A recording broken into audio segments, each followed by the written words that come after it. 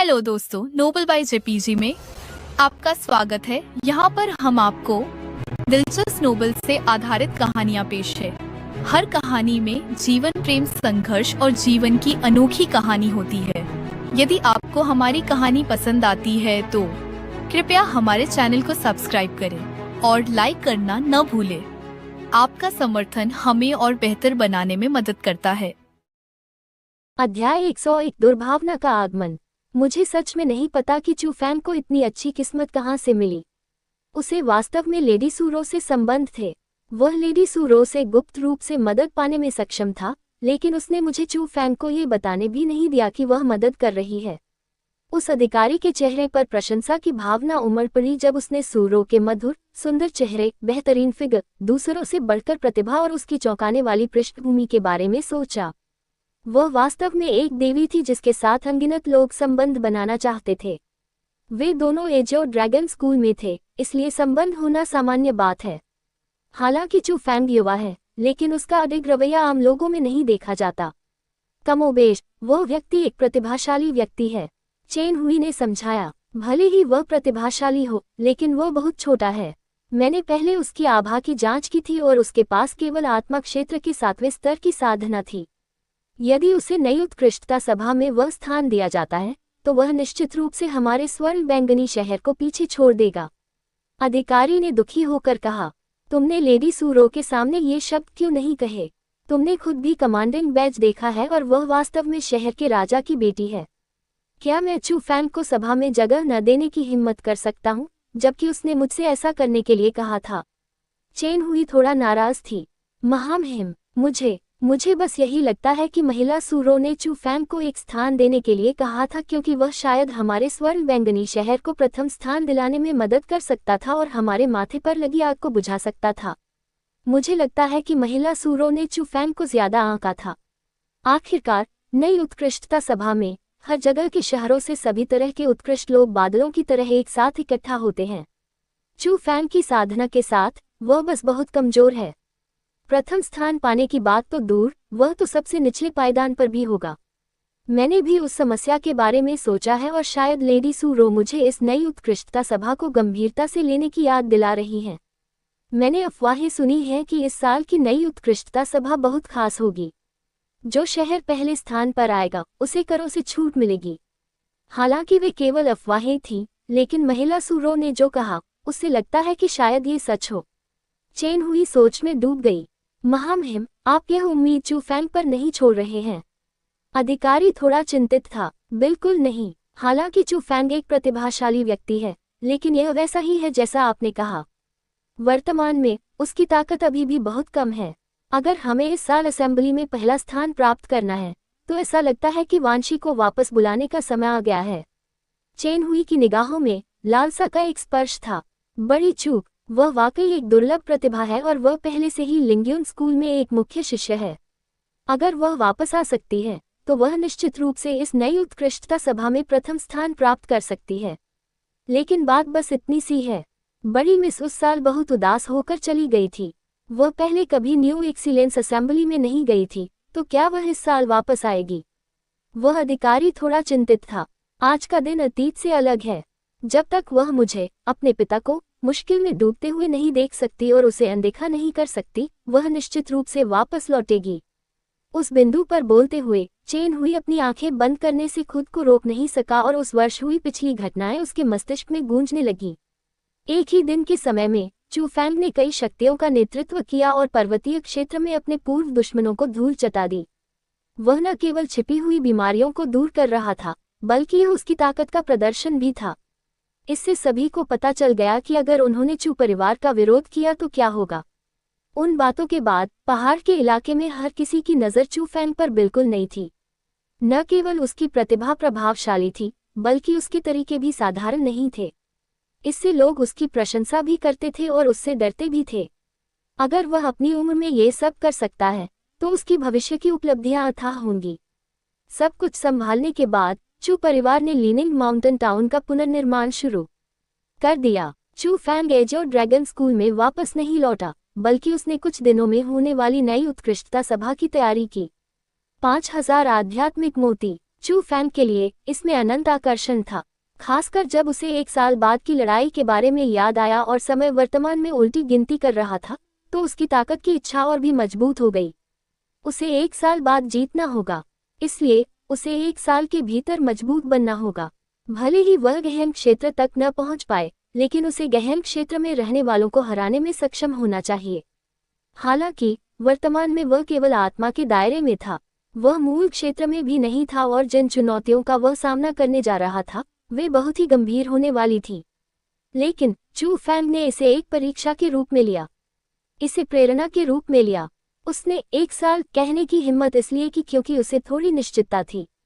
चूंकि उसके पास एक विशेष शरीर था, जब तक उसके पास पर्याप्त आध्यात्मिक मोती थे, तब तक उसके लिए क्षेत्रों को तोड़ना कोई समस्या नहीं थी। इसलिए चू फैंग के लिए जिस चीज की उसे सबसे ज्यादा कमी थी, वह थी साधना संसाधन। वह पागलपन की हद तक आध्यात्मिक मोती इकट्ठा कर रहा था और उन्हें पाने का कोई भी मौका नहीं छोड़ता था। उस समय लीनिंग माउंटेन टाउन के पीछे पहाड़ पर चू फैंग साधना कर रहा था। उसकी आभा फिर से काफी मोटी हो गई। उसने सफलता प्राप्त की और चेन हुई द्वारा दिए गए 1000 आध्यात्मिक मोतियों का उपयोग करके वह अंततः आत्मा क्षेत्र के 8वें स्तर में प्रवेश कर गया। चू फैंग के अनुमान के अनुसार यदि वह नई उत्कृष्टता सभा में 5000 आध्यात्मिक मोती जीत सकता है, तो उसके लिए आत्मा क्षेत्र के 9वें स्तर में कदम रखने में कोई समस्या नहीं होगी। हालांकि नई उत्कृष्टता सभा में हर शहर से सावधानीपूर्वक चुने गए प्रतिभाशाली लोग शामिल होंगे। चू फैंग को 100% भरोसा नहीं था कि वह प्रथम स्थान प्राप्त कर सकेगा।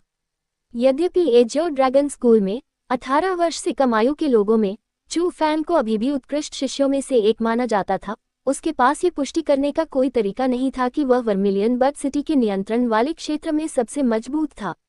जीत की गारंटी के लिए उसे मजबूत बनना होगा।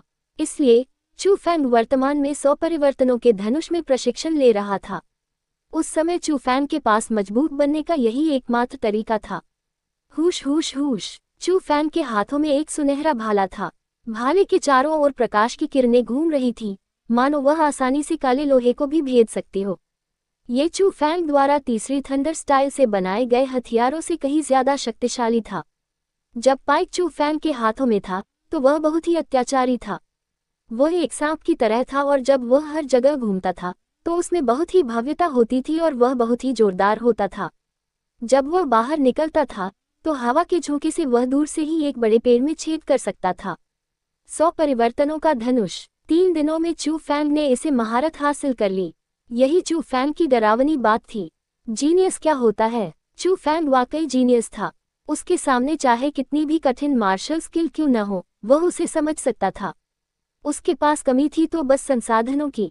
वहाँ कौन है? लेकिन अचानक चू फैंग को लगा कि कोई व्यक्ति छिपकर आ रहा है। उस व्यक्ति ने अपनी आभा को छुपाया, लेकिन फिर भी वह चू फैंग की आत्मा शक्ति द्वारा पकड़ी गई। वहाँ एक व्यक्ति था जो चुपके से उसे देख रहा था और उसकी आभा बहुत अच्छी तरह से छिपी हुई थी। उस व्यक्ति की ताकत निश्चित रूप से चू फैंग से ज्यादा थी और इससे वह तनाव में आ गया। उसने अपनी गंभीर निगाह दूर के जंगल में कस कर डाली। तुम्हारे पास वास्तव में आत्मिक शक्ति है और यह बहुत तेज भी है। कोई आश्चर्य नहीं कि उस बूढ़े आदमी की तुम्हारे बारे में अच्छी धारणा थी। ठीक उसी समय जंगल में अचानक अजीब सी हंसी गूंजी। उन शब्दों का अनुसरण करते हुए एक व्यक्ति भी बिना किसी जल्दबाजी के चू फैंग की नजरों में आया। वह व्यक्ति बहुत बूढ़ा नहीं था और ज्यादा से ज्यादा वह चू फैंग से सिर्फ कुछ साल बड़ा होगा। वह काफी सुंदर था और उसके चेहरे पर हल्की सी मुस्कान भी थी। हालांकि वह मिलनसार दिख रहा था, चू फैंग को उस व्यक्ति की निगाहों में हत्या का इरादा महसूस हुआ। अध्याय 102 सभी के लिए सहायक। आप कौन हैं? अपने सामने खड़े पुरुष का सामना करते हुए चू फैंग बहुत सावधान और चौकन्ना था। इतना घबराने की जरूरत नहीं है। जहां तक मेरी पहचान का सवाल है तो आपको मुझे वरिष्ठ कहना चाहिए। जहां तक मेरे नाम का सवाल है तो लेंग वुजुई। लेंग वुजुई ने हल्के से मुस्कुराते हुए कहा, तुम लेंग वुजुई हो? मुझे नहीं लगता कि हमारे बीच कुछ भी है। तुम उस गोंग लुयोन की मदद करना चाहते हो। जाहिर है चू फैंग ने प्रसिद्ध लेंग वुजुई के बारे में सुना था। मुख्य शिष्यों में वह उसके अलावा एकमात्र व्यक्ति था जिसके पास आत्मा शक्ति थी। आह, तुम वाकई आत्मिक शक्ति पाने के योग्य हो। तुम्हें पहले ही समझ आ गया कि मैं तुम्हें क्यों ढूंढ रहा था। हालांकि मैं गोंग लुयोन की मदद नहीं कर रहा हूँ। वह मुझे अपना काम करने देने के योग्य नहीं है। मैं केवल अपने लिए बाधाओं को दूर कर रहा हूँ। लेंग वुजुई ने धीरे धीरे चू फैंग के पास जाते हुए हंसते हुए कहा, तुम्हें कैसे पता कि मेरे पास आत्मा की शक्ति है? बाधाओं को दूर भगाना, हम पहले कभी मिले ही नहीं हैं, तो मैं बाधा कैसे बन गया? चू फैंग ने देरी की, वह पीछे हट गया और अपनी आत्मा की शक्ति को चरम सीमा तक फैला दिया। वह अभी भी भागने का मौका ढूंढ रहा था।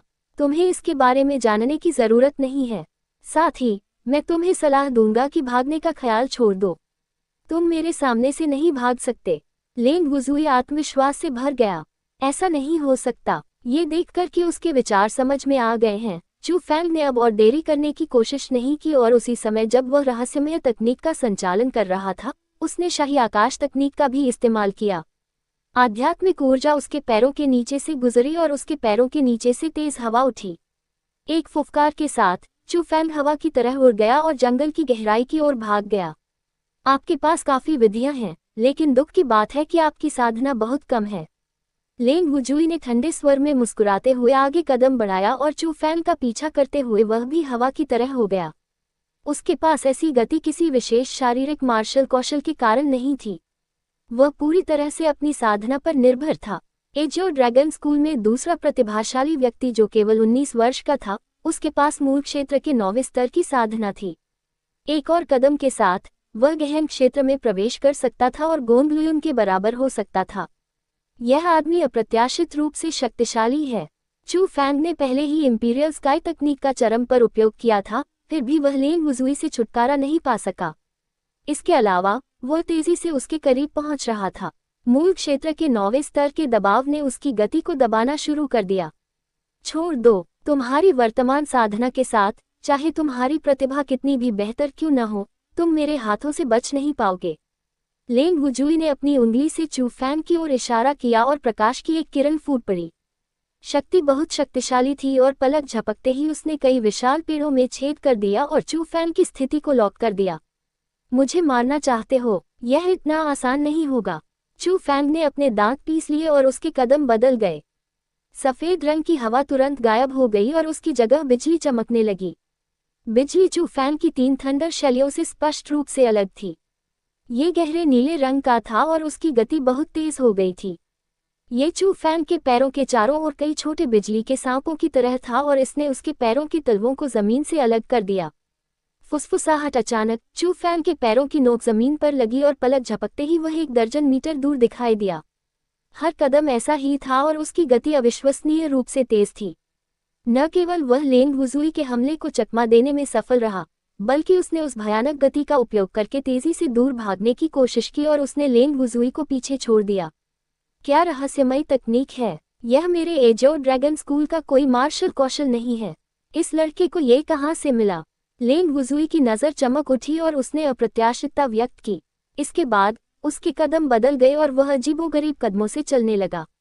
इसके साथ ही उसकी गति तुरंत कई गुना बढ़ गई और वह फिर से चू फैंग को पकड़ने लगा। हालांकि इस बार उसका पीछा करने की गति और भी तेज हो गई। लानत है, मैं अभी भी उससे छुटकारा नहीं पा सकता हूँ। चू फैंग थोड़ा कड़वा था। वह स्पष्ट रूप से इंपीरियल स्काई तकनीक के मध्य चरण का उपयोग करने में सफल रहा। हालांकि लेंग वुजुई का सामना करना पड़ा जो मूल क्षेत्र के 9वें स्तर पर था, वह अभी भी स्पष्ट रूप से असहाय था। आखिरकार क्षेत्रों के बीच की दूरी बहुत बड़ी थी। भले ही लेंग वुजुई ने सबसे बुनियादी शारीरिक मार्शल कौशल का उपयोग किया हो, फिर भी वह चू फैंग को पकड़ सकता था। चू फैंग, आज भागने के बारे में मत सोचना। लेंग वुजुई ने अपनी उंगली से इशारा किया और कई चमकदार रोशनियां बाहर निकली। वे बारिश की तरह चू फैंग के पास से गुजरी और वे लगभग अजेय थीं। ये रैंक 5 का कौशल था। खास तौर पर लेंग वुजुई के इस्तेमाल के तहत वह शक्ति ऐसी चीज नहीं थी जिससे चू फैंग बचाव कर सकता था। अगर उसे चोट लगती तो वह निश्चित रूप से एक मानव छलनी में बदल जाता। पब फ्यूचर द्वारा विज्ञापन, यह आभा। लेकिन ठीक उसी समय चू फैंग खुश हो गया। उसे लगा कि एक जानी पहचानी आभा उसके पास आ रही है। फुसफुसाहट। दरअसल जैसे ही चू फैंग ने उस आभा को महसूस किया, चू फैंग के पीछे एक सफेद आकृति भूत की तरह प्रकट हुई। ये सू रो थी। Bang bang bang. Su Ro ने अपनी आस्तीन लहराए और गहन शक्ति की एक किरण संघनित हुई। यह उसके सामने एक दर्पण के रूप में बन गई और जब लेंग वुजुई के हमले ने दर्पण को मारा तो वे बलपूर्वक वापस उछल गए। हमलों की गति एक पल में दोगुनी हो गई। ये देखकर लेंग वुजुई घबराया नहीं और वह दूर चला गया। जैसे ही उसका शरीर आगे बढ़ा, सभी परावर्तित हमले चकमा दे गए। एल्डर सू रो, उस समय चू फैंग खुश था। उसने पहले भी सू रो की ताकत देखी थी और वह बहुत मजबूत थी। जब उसने अभी अभी जो आभा उत्सर्जित की थी उसे महसूस किया तो सू रो मूल क्षेत्र में नहीं थी। वह पहले से ही गहन क्षेत्र में प्रवेश कर चुकी थी। हालांकि वह नहीं जानता था कि सू रो इस स्थान पर क्यों प्रकट हुई। चू फैंग जानता था कि उसके सामने जो संकट था वह संभवतः समाप्त हो जाएगा। हालांकि मुझे पता था कि लोग चू फैंग को नुकसान पहुंचाएंगे, लेकिन मैंने कभी नहीं सोचा था कि यह तुम होगे। मुझे लगा कि तुम गोंग लुयुन के साथ नहीं मिल पाओगे। तुम उसकी मदद क्यों कर रहे हो? सू रो ने आकर्षक ढंग से मुस्कुराया और ऐसा लगा जैसे वह किसी दुश्मन का सामना नहीं कर रही थी। हो, दिलचस्प। तुम दोनों को क्यों लगता है कि अगर मैं चू फैंग पर हमला करता हूं तो मैं गोंग लुयुन की मदद कर रहा हूं? क्या ये व्यक्तिगत दुश्मनी के कारण नहीं हो सकता? हालांकि सीनियर सू रो, मैं आपके तरीकों की बहुत प्रशंसा करता हूं। गाओ ले और झाओ शे भाई, चाहे आप कुछ भी कहें, एजियो ड्रैगन स्कूल के मुख्य शिष्य थे। ये भी कहा जा सकता है कि आप गाओ ले को जानते थे। उसे मारने का दिल आपके मन में कैसे आया? लेंग वुजुई ने मुस्कुराते हुए पूछा। मैंने गाओ ले को मार दिया। मुझे समझ नहीं आ रहा कि तुम्हारा क्या मतलब है।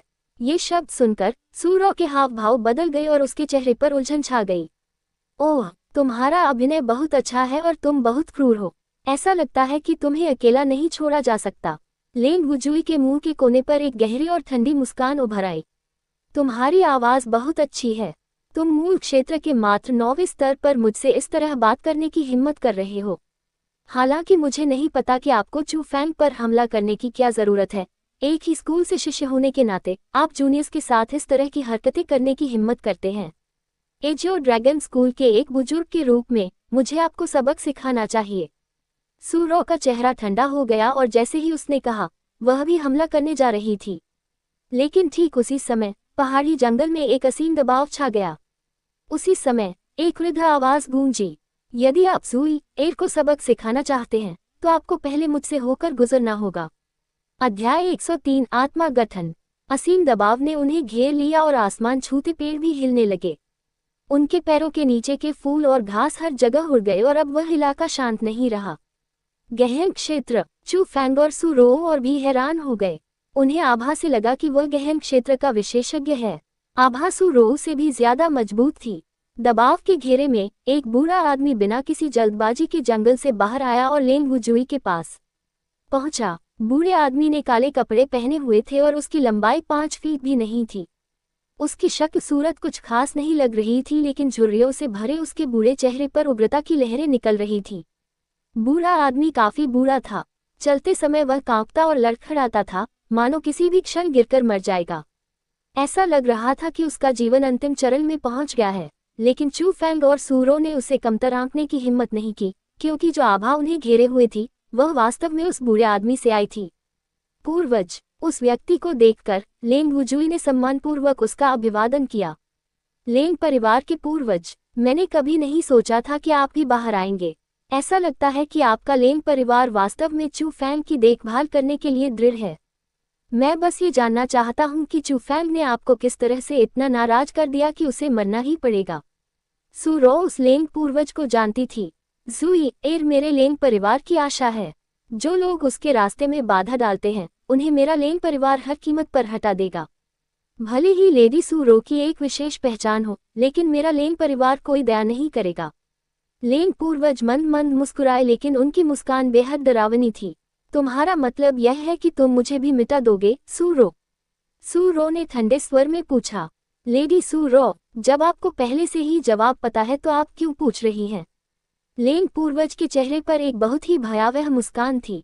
हम्फ, यह इस बात पर निर्भर करेगा कि आपके पास क्षमता है या नहीं। सू रो ने चू फैंग की बांह पकड़ ली, घूम गई और भागना चाहती थी। हालांकि उसके हिलने से पहले ही उस क्षेत्र पर दबाव बढ़ गया। यह एक आकारहीन पिंजरे की तरह था जिसने उन दोनों को कसकर बंद कर दिया था। गहन क्षेत्र का तीसरा स्तर। सू रो बहुत हैरान थी। गहन क्षेत्र का हर स्तर एक अभेद्य अंतर था। जब तक उनके पास बहुत अच्छी प्रतिभा न हो तब तक उसका विरोध करना असंभव था। हालांकि लेंग परिवार का पूर्वज सूरो से सिर्फ 2 स्तर ऊपर था, लेकिन वह पहले से ही खुद को मुक्त करने में असमर्थ थी। यहाँ तक कि उसके सामने होने पर भी वह भागने की अपनी क्षमता खो बैठी थी। ये गहन क्षेत्र की भयावहता थी। हर स्तर पिछले से ऊंचा था और हर स्तर को पार करना बेहद कठिन था। यही कारण था कि एजोर प्रांत में बहुत से गहन क्षेत्र विशेषज्ञ थे, फिर भी एक भी व्यक्ति ऐसा नहीं था जो स्वर्ग क्षेत्र में प्रवेश कर सके। मार्शल साधना की यात्रा में व्यक्ति आकाश और पृथ्वी की आभा का उपयोग शरीर के छोरों को खोलने के लिए करता है। व्यक्ति के शरीर की गुणवत्ता, उसकी समझ की क्षमता की ताकत मार्शल साधना में उसकी यात्रा की लंबाई निर्धारित करती है। एकमात्र बात जो पुष्टि की जा सकती थी वह ये थी कि जितना अधिक व्यक्ति साधना करता था, उतना ही उसके लिए अपनी आभा को नियंत्रित करना कठिन होता था और उसके शरीर की रहस्यमयता को खोलना भी अत्यंत कठिन होता था। हालांकि प्राप्त शक्ति अधिक से अधिक मजबूत होती जाती थी। लेडी सू रॉ, यदि आपको किसी बात के लिए दोषी ठहराना है तो आप केवल अपने आप को दोषी ठहरा सकती हैं कि आप इतनी जिज्ञासु थीं और आपने इसकी कीमत अपने जीवन से चुकाई। लेंग परिवार के पूर्वज एक एक कदम आगे बढ़ते गए और चू फैंग और सू रो को देखा जो उनके अपने दबाव से सीमित थे।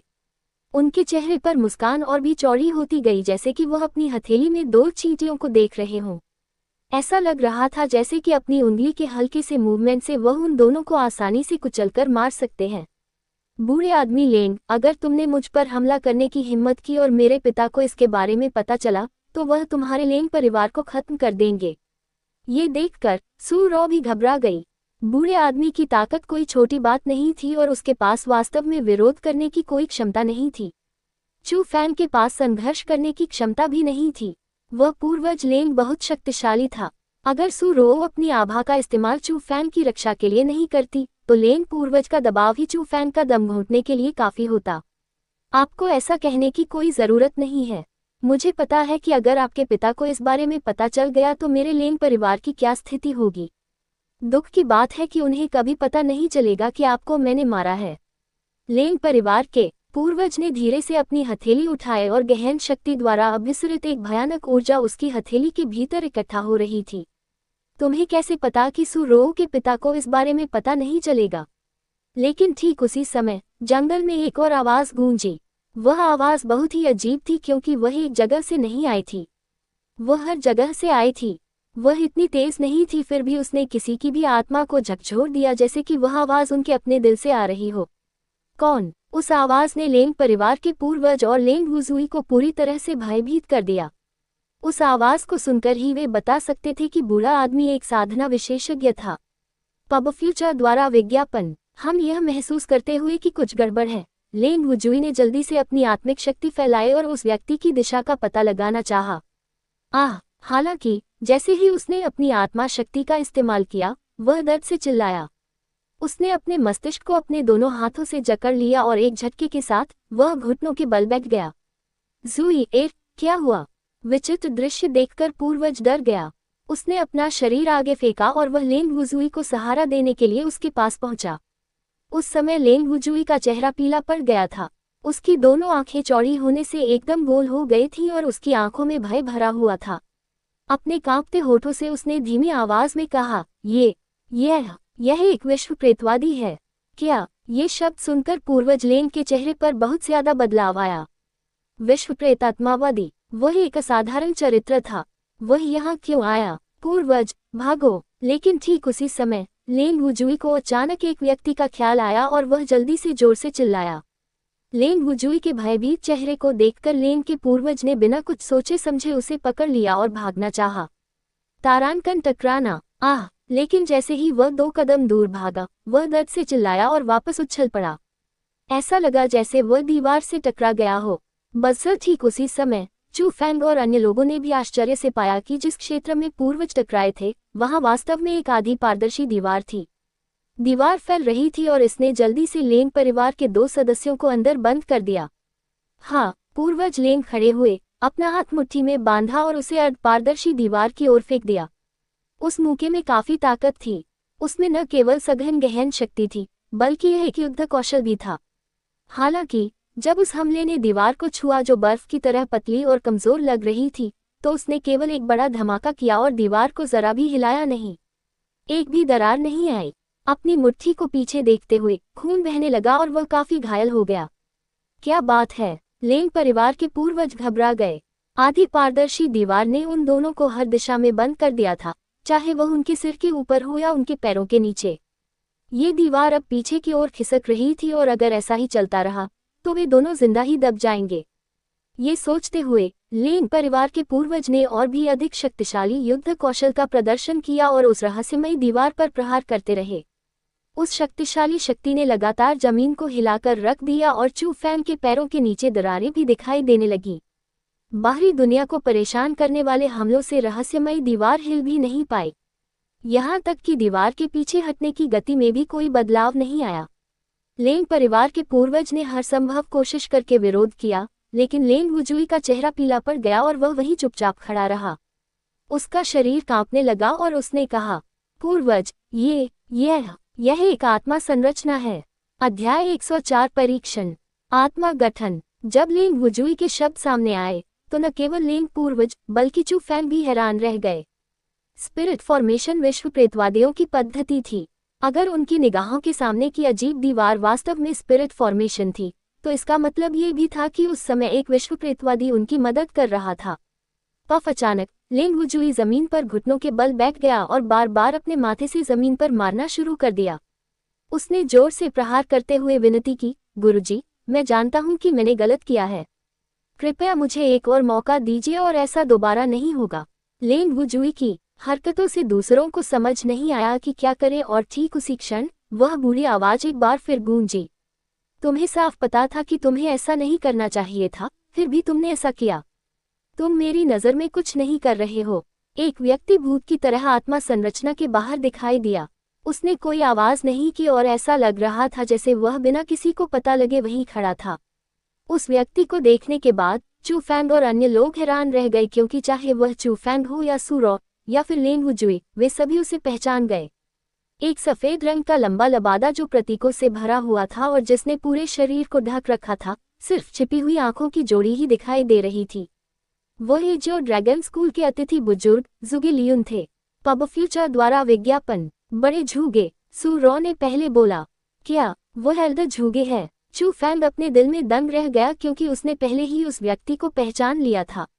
ये विश्व प्रेतात्मावादी था जो शाही आकाश ऋषि की कब्र में था। हालांकि चू फैंग ने कभी नहीं सोचा होगा कि वर्ल्ड स्पिरिटिस्ट जो ड्रैगन स्कूल का वर्ल्ड स्पिरिटिस्ट था। एल्डर झूगे की स्कूल के प्रमुख ने भी अपमान करने की हिम्मत नहीं की।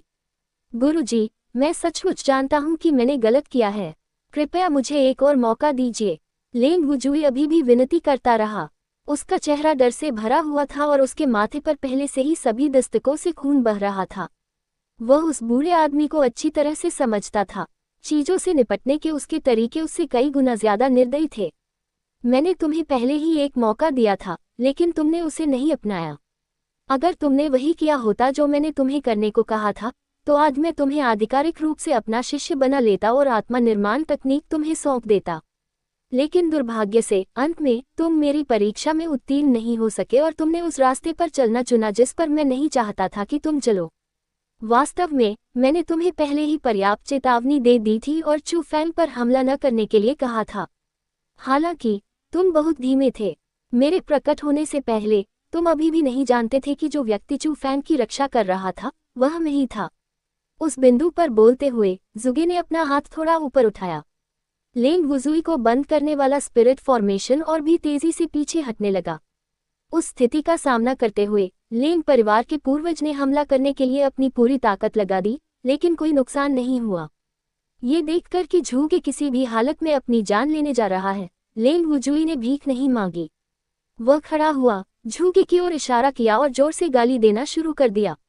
झूगे लियुन, मैं लेंग वुजुई पूरे 3 साल तक आपका अनुसरण करता रहा और बिना किसी शिकायत के आपके लिए ईमानदारी से काम करता रहा। आप उस छोटे लड़के के लिए मुझे क्यों मार रहे हैं? पब फ्यूचर द्वारा विज्ञापन, क्या तुम्हारे पास दिल भी है? तुम तो सुअरों और कुत्तों से भी बदतर हो। तुम एक निर्दयी राक्षस हो। हालांकि लेंग वुजुई ने चाहे जितना भी कोसा और अपमान किया, झूगे लियुन पर इसका कोई असर नहीं हुआ। जब आत्मा संरचना ने बलपूर्वक उन दोनों को रक्त में डुबो दिया, तभी उसने अपनी बड़ी आस्तीन लहराई और आत्मा संरचना को बुलाया जो उसके सामने खून से भरी हुई थी। ठीक उसी समय एक अजीब दृश्य हुआ। आत्मा संरचना जिसमें लेंग वुजुई और लेंग परिवार के पूर्वज शामिल थे, जुगे लियुन के शरीर में समाहित हो गए। ये तो, उस दृश्य ने चू फैंग को हमेशा के लिए झकझोर दिया। वह दो लोगों का खून और मांस था। झूगे लियुन इसे ऐसे ही कैसे खा सकता था? इसका कोई निशान भी नहीं बचा था। क्या ये संभव था कि सफेद लबादे के पीछे कोई मानव नहीं था, बल्कि जैसा कि लेंग वुजुई ने कहा था, वह एक राक्षस था? न केवल चू फैंग, बल्कि सू रॉ ने भी अपनी भौहें सिकोड़ ली और वह अपने दिल में थोड़ा घबरा गई। झूगे लियुन के अजीब तरीकों को एक तरफ रखते हुए, केवल लेंग वुजुई को मारने में सक्षम होने से, जिसने 3 साल तक उसकी सेवा की थी, ये पता चला कि हत्या करने में झूग एक निर्णायक और निर्दयी व्यक्ति था। बड़े सू रॉ, कृपया एक पल के लिए दूर चले जाए।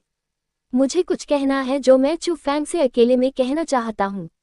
झूगे लियुन ने बहुत ही कोमल स्वर में कहा और उसकी भावनाओं पर जरा भी असर नहीं पड़ा। ऐसा लग रहा था जैसे लेंग वुजुई का सेवन करना एक बहुत ही सामान्य बात थी। जी सर। उस क्षण सू रॉ थोड़ा हिचकिचाए, लेकिन कुछ देर सोचने के बाद वह फिर भी चली गई। हालांकि जुगे लिन्युन बहुत खतरनाक था, क्योंकि उसने ये सब चू फैंग के लिए किया था, इसलिए सबसे ज्यादा संभावना है कि वह उसके लिए चीजें मुश्किल नहीं बनाएगा। साथ ही जब उसे चू फैंग के खास गुणों के बारे में याद आया, तो वह ये भी अनुमान लगा सकती थी कि जुगे लिन्युन चू फैंग को किस लिए चाहता था। बड़े झूगे, उस दिन मुझे नहीं पता था कि आप कौन हैं, इसलिए मैंने आपको नाराज कर दिया था। कृपया मुझे माफ कर दें। चू फैंग ने तुरंत उस दिन के लिए माफी मांगी। हाँ, चू फैंग, उस दिन की बातों को अपने दिल में दबाए रखने की कोई जरूरत नहीं है। अगर मैंने वास्तव में जांच की होती, तो तुम आज तक जीवित नहीं होते। वास्तव में मैं तुम्हें खोजने इसलिए आया हूं ताकि तुम्हें अपना शिष्य बना सकूं। झूगे लिन्युन हंसा और उसके शब्द बिल्कुल सीधे थे।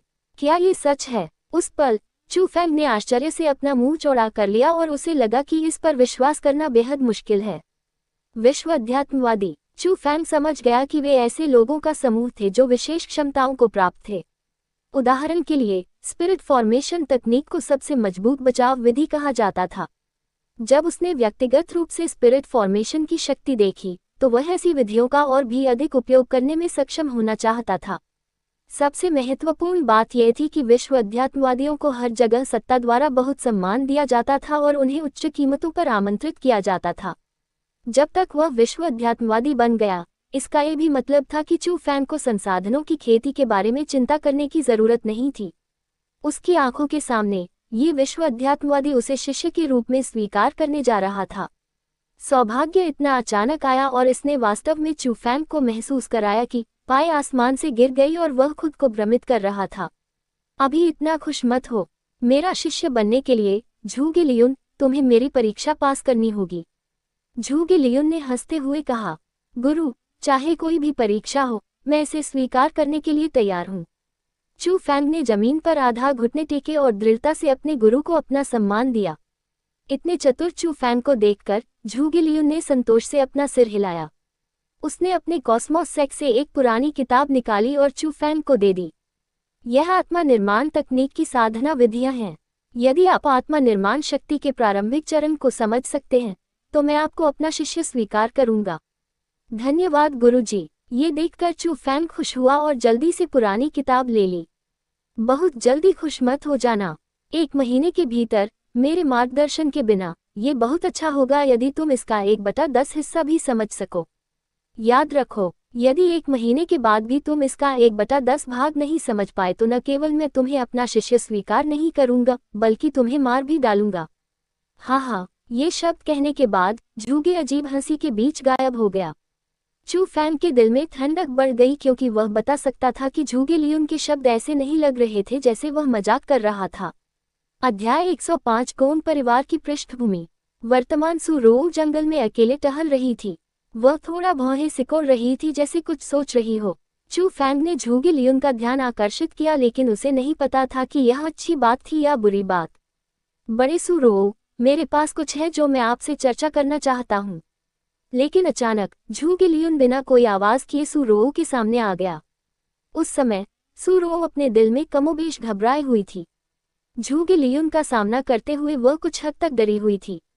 हालांकि उसकी शक्ति भी गहन क्षेत्र में थी, लेकिन उसने अपनी शक्ति को बहुत अच्छी तरह से छिपाया था। कम से कम वह ये निर्धारित करने में असमर्थ थी कि उसकी वास्तविक साधना किस चरण में थी।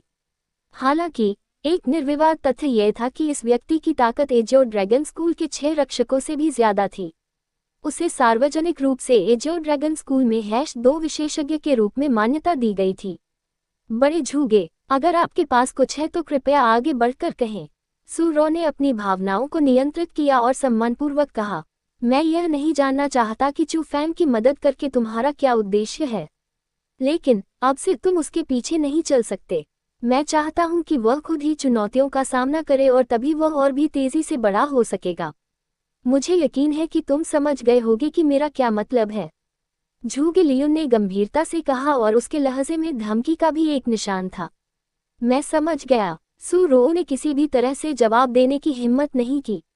मम्मा, उस लड़के को अलविदा कहो और फिर जो करना है वो करो। झूगे लियुन ने अपनी आस्तीन लहराए और जहां वह खड़ा था वहां से गायब हो गया। उसका स्वर बर्फ की तरह ठंडा था और चूफैंग का सामना करते समय उसके रवैये में जमीन और आसमान जैसा अंतर था।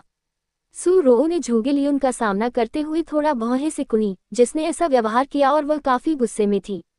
वह पहले कुछ कहना चाहती थी, लेकिन ये सोचने के बाद कि वह क्या कर सकता है, उसने अपने शब्दों को वापस अपने गले में डाल लिया। पब फ्यूचर द्वारा विज्ञापन। वर्तमान चू फैंग जहां था वहीं बैठा था। उसने स्पिरिट फॉर्मेशन तकनीक की किताब पलटी। अचानक उसने अपना सिर घुमाया और हंसते हुए कहा, एल्डर सूरो, आपकी पहले की मदद के लिए धन्यवाद। आत्मिक शक्ति वाले तुम लोग वाकई बहुत डरावने हो।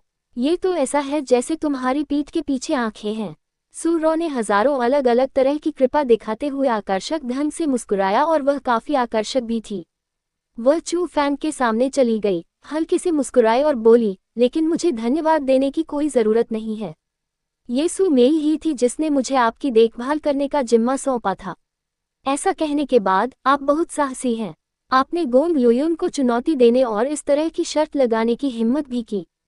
मुझे समझ में नहीं आ रहा है कि आपकी हिम्मत की तारीफ करूं या आपकी मूर्खता की निंदा करूं।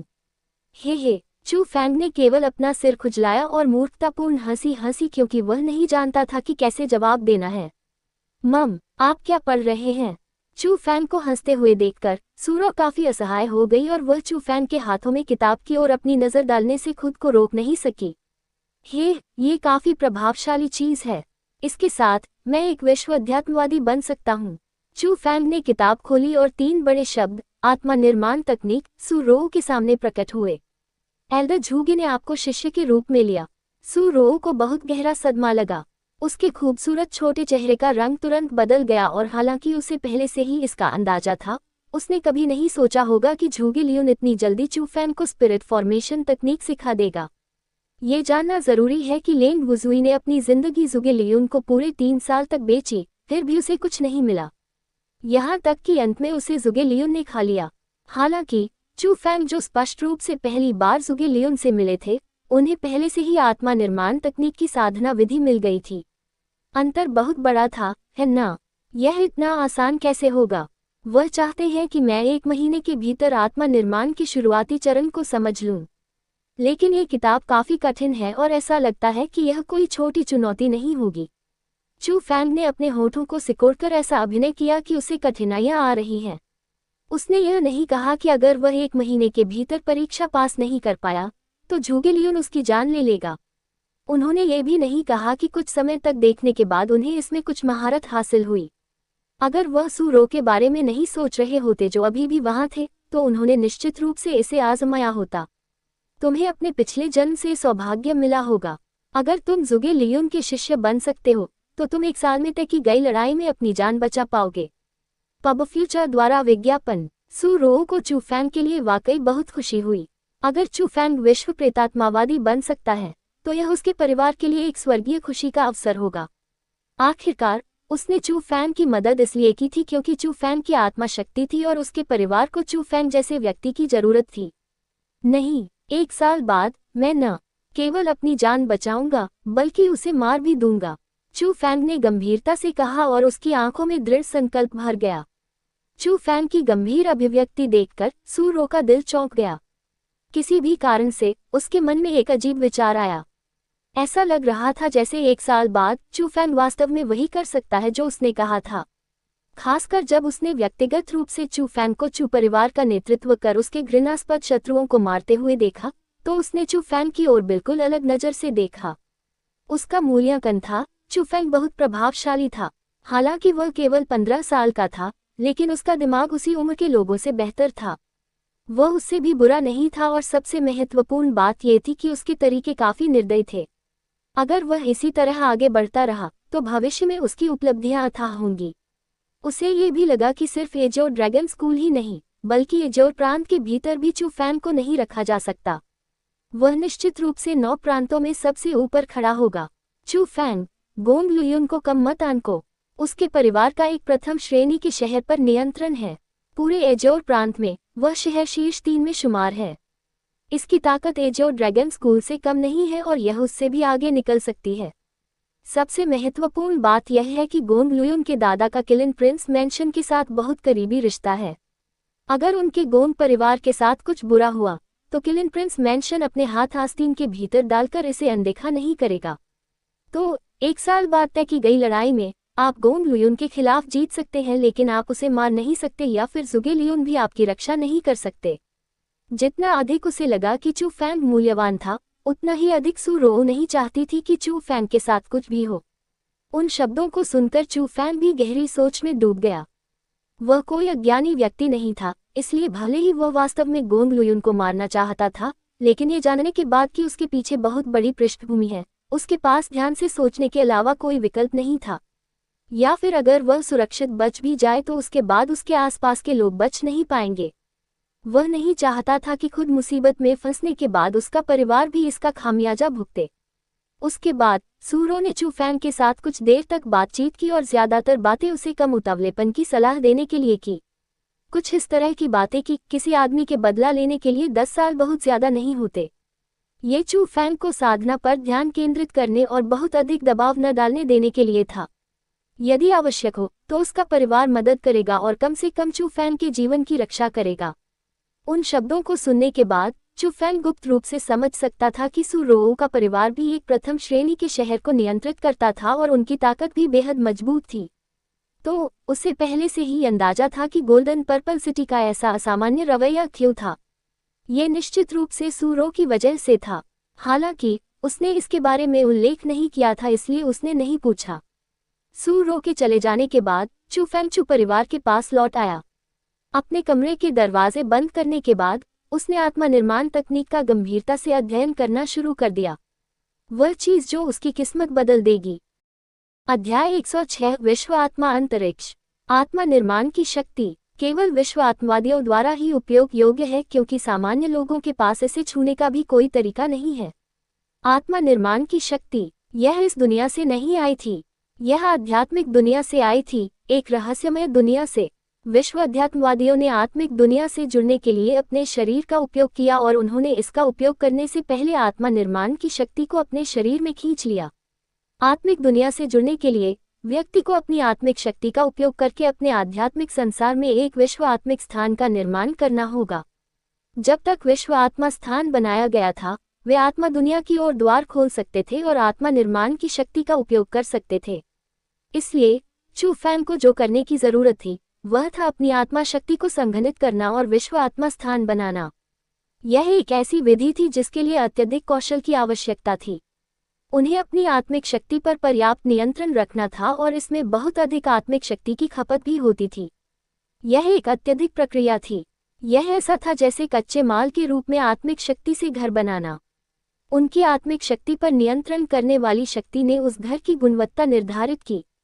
हालांकि जैसे ही चू फैंग उन तरीकों का उपयोग करने में सक्षम हुआ और अपनी आध्यात्मिक दुनिया में प्रवेश करके अपना स्वयं का विश्व आत्मा स्थान बनाने में सक्षम हुआ, उन्होंने आश्चर्य के साथ पाया कि उनकी अपनी आध्यात्मिक दुनिया के भीतर एक विश्व आध्यात्मिक स्थान पहले से ही निर्मित था। यह क्या है? उसी क्षण चू फैंग पहले से ही अपनी आध्यात्मिक दुनिया में प्रवेश कर चुका था। यह एक असीम और विशाल दुनिया थी और ऐसा लग रहा था जैसे वह अंतरिक्ष में तारों के बीच था। हालांकि उसके चारों ओर घूमने वाली रोशनियां तारे नहीं थीं, वे तैरती हुई गैस की लड़ियां थीं। पब फ्यूचर द्वारा विज्ञापन। चू फैंग हवा में चल सकता था और दुनिया में कहीं भी अपनी मर्जी से घूम सकता था। वह किसी भी कोने तक पहुंच सकता था और सब कुछ उसकी मुट्ठी में था। उसके सामने चू फैंग से कुछ ही दूरी पर एक विशाल महल दिखाई दिया। ये बहुत ही सुंदर था, चमकीले रंगों और चमकदार रोशनी से, मानो इसे क्रिस्टल से बनाया गया हो। आकार भी बहुत अजीब था। यह अवर्णनीय था, लेकिन यह एक बहुत ही विचित्र दृश्य था जो उसकी असीम आत्मा की दुनिया में बैठा था। ये फैला हुआ था और इसका अंत दिखाई नहीं दे रहा था, मानो ये किसी दूसरी दुनिया में प्रवेश कर गया हो। चू फैंग का मानना था कि यह विश्व आत्मा स्थान था। हालांकि वह ये नहीं समझ पाया कि असीम विश्व आत्मा स्थान उसकी अपनी आध्यात्मिक दुनिया में कैसे प्रकट हुआ। इस तरह के विश्व आत्मा स्थान को बनाने के लिए कितनी आत्मिक शक्ति की आवश्यकता थी। इसे बनाने के लिए किसी का नियंत्रण कितना सही होना चाहिए। कम से कम उसके लिए ऐसा करना असंभव था। ओए, तुम क्या सोच रहे हो? तुम अंदर क्यों नहीं आ रहे हो, कमीने? तुम मुझे कब तक इंतजार करवाओगे? जैसे ही चू फैंग उलझन में था, अचानक विश्व आत्मा अंतरिक्ष में एक मधुर आवाज गूंजी। ये सुनने में बहुत ही सुखद था और यह सबसे प्यारी आवाज थी जो चू फैंग ने कभी सुनी थी। हालांकि उस आवाज के बजने के बाद चू फैंग को बहुत झटका लगा, क्योंकि उसने वह आवाज पहले भी सुनी थी। उसने यह आवाज तब सुनी जब उसे लगा कि वह सपना देख रहा है, तो सब कुछ वास्तविक था। चू फैंग को लगा कि यह अकल्पनीय था, लेकिन फिर भी वह सीधे विश्व आत्मा अंतरिक्ष में कूद गया। विश्व आत्मा स्थान बाहर से एक महल जैसा दिखता था, लेकिन इसे स्वर्ग को भेदने वाला एक ऊंचा टॉवर कहना बेहतर होगा। इसमें कोई दरवाजा नहीं था, हालांकि चू फैंग दीवारों के माध्यम से इसमें प्रवेश कर सकता था। चू फैंग के प्रवेश करने के बाद वह जल्दी ही अपनी इच्छानुसार चलने की क्षमता खो बैठा, और जैसे ही वह जमीन पर मजबूती से उतरा, उसने क्षितिज की ओर घूमने की क्षमता भी खो दी। चू फैंग ने पहले भी अपने सामने का दृश्य देखा था, एक क्रिस्टल जैसी दीवार जो बिना अंत देखे ऊपर तक फैली हुई थी। एक दीवार पर एक अजीब सा बड़ा दरवाजा था। दरवाजे के ऊपर जंजीरों की परतें थीं और अंदर से भयानक आभा निकल रही थी। पब फ्यूचर द्वारा विज्ञापन। सबसे महत्वपूर्ण बात यह थी कि पास में ही एक बहुत बड़ा काला अंडा था। उस समय वो एक बकबक करने वाले की तरह था और चू फैंग पर लगातार चिल्ला रहा था। क्या ये वह सब नहीं था जो चू फैंग ने उस दिन अपने सपने में देखा था? हालांकि चू फैंग जानता था कि वह सपनों के दायरे में नहीं था, यह उसका विश्व आत्मा स्थान था। आह, बेवकूफ चू फैंग, तुम आखिरकार फिर से अंदर आ गए। तुम बहुत बेवकूफ हो, बहुत बेवकूफ। क्या तुम्हें पता है कि मैंने तुम्हारा कितने समय तक इंतजार किया है? 15 साल। लानत है, कमीने। मम्मा, तुम्हारी समझने की क्षमता खराब है न? वे बहुत भयानक हैं। वह आवाज जो सुनने में सुखद थी, उस विशाल काले अंडे के भीतर से लगातार गूंजती रही। शब्द अव्यवस्थित थे, फिर भी वे सुनने में बहुत अच्छे थे। यह एक ऐसे बच्चे की तरह था जिसके साथ व्यवहार करना मुश्किल था। लेकिन सबसे महत्वपूर्ण बात यह थी कि वह न केवल चू फैंग का नाम जानती थी, बल्कि उसने ये भी कहा कि उसने चू फैंग के लिए पूरे 15 साल इंतजार किया।